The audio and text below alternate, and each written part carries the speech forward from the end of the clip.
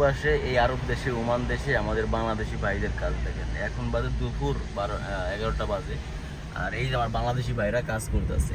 এই পরিমাণে যে রোদ, এখন যে রোদ আরব দেশে, যারা আমরা ওমান প্রবাসী বা আরব দেশে থাকি তারা জানি যে কি পরিমাণে রোদ। তো এই যে আমার বাংলাদেশি ভাইরা যে কাজ করতেছে এখানে, তো এত রোদের ভিতরে এত হাড় ভাঙা পরিশ্রম, মানে এই পরিশ্রমের আসলে মুখে বলার তো ভাষাই নাই।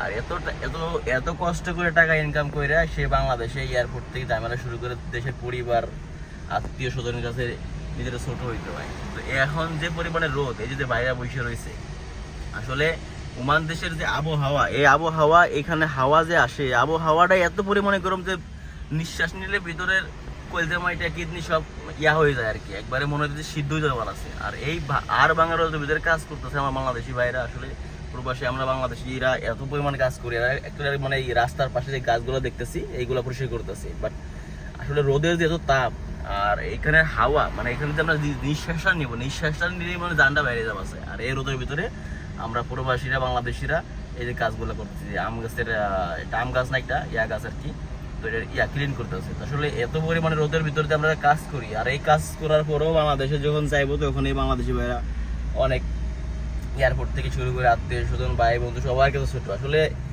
এইগুলার মানে একটা মানুষের যে এত পরিমাণে কষ্ট করতে পারে, আসলে আমরা প্রবাসীরা ছাড়া এগুলো তো কেউ জানে না। আসলে দেশের মানুষ তো কেউ বুঝে না এগুলা।